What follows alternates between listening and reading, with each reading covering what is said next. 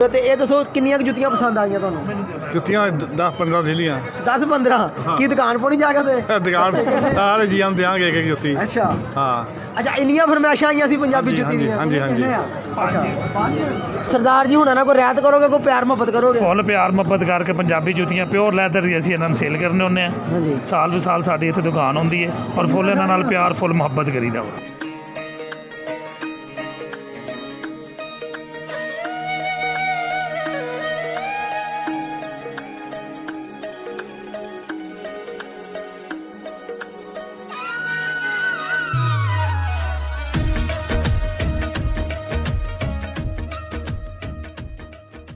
ਸਤਿ ਸ਼੍ਰੀ ਅਕਾਲ ਜੀ। ਅਸੀਂ ਮੌਜੂਦ ਹਾਂ ਇਸ ਟਾਈਮ ਗੁਰਦੁਆਰਾ ਨਨਕਾਣਾ ਸਾਹਿਬ ਦੀ ਮਾਰਕੀਟ ਦੇ ਵਿੱਚ ਤੇ ਇੰਡੀਆ ਤੋਂ ਆਈਆਂ ਜਿਹੜੇ ਸਿੱਖ ਯਾਤਰੀ ਸੰਗਤਾਂ ਜਿਹੜੀਆਂ ਹੈਗੀਆਂ ਸਾਡੇ ਨਾਲ ਮੌਜੂਦ ਨੇ ਤੇ ਇਸ ਟਾਈਮ ਮੈਂ ਮੌਜੂਦ ਹਾਂ ਨਨਕਾਣਾ ਸਾਹਿਬ ਮਾਰਕੀਟ ਦੀ ਸਭ ਤੋਂ ਮਸ਼ਹੂਰ ਦੁਕਾਨ ਸ਼ਰਗਪੁਰੀਆਂ ਦੀ ਖੁੱਸੇ ਵਾਲੀ ਦੁਕਾਨ ਤੇ ਇਸ ਦੁਕਾਨ ਤੋਂ ਜਿਹੜਾ ਕਿ ਬਹੁਤ ਹੀ ਫੇਮਸ ਜੁੱਤੀ ਜਿਹੜੀ ਹੈ ਕਿ ਮਹਿੰਗੀ ਤੋਂ ਮਹਿੰਗੀ ਜੁੱਤੀ ਜਿਹੜੀ ਹੈ ਇਸ ਦੁਕਾਨ ਤੋਂ ਤੁਸੀਂ ਲੈ ਸਕਦੇ ਆ ਤੇ ਸਰਦਾਰ ਜੀ ਉਹਨਾਂ ਨਾਲ ਕਰਦੇ ਆ ਗੱਲਬਾਤ।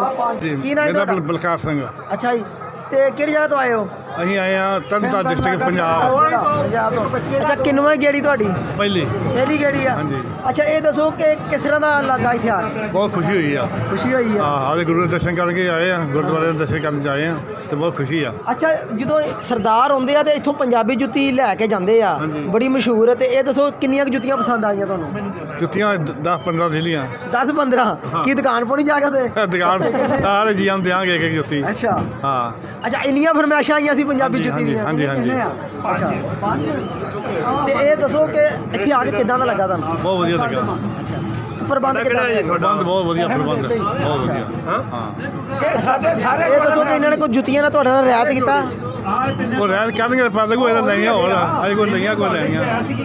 ਹਾਂ ਵੀਰ ਜੀ ਸਰਦਾਰ ਜੀ ਹੁਣਾਂ ਨਾਲ ਕੋਈ ਰਿਆਇਤ ਕਰੋਗੇ, ਕੋਈ ਪਿਆਰ ਮੁਹੱਬਤ ਕਰੋਗੇ? ਫੁੱਲ ਪਿਆਰ ਮੁਹੱਬਤ ਕਰਕੇ ਪੰਜਾਬੀ ਜੁੱਤੀਆਂ ਪਿਓਰ ਲੈਦਰ ਦੀ ਅਸੀਂ ਇਹਨਾਂ ਨੂੰ ਸੇਲ ਕਰਨੇ ਹੁੰਦੇ ਆ। ਹਾਂਜੀ ਸਾਲ ਵੀ ਸਾਲ ਸਾਡੀ ਇੱਥੇ ਦੁਕਾਨ ਹੁੰਦੀ ਹੈ ਔਰ ਫੁੱਲ ਇਹਨਾਂ ਨਾਲ ਪਿਆਰ ਫੁੱਲ ਮੁਹੱਬਤ ਕਰੀਦਾ ਵਾ।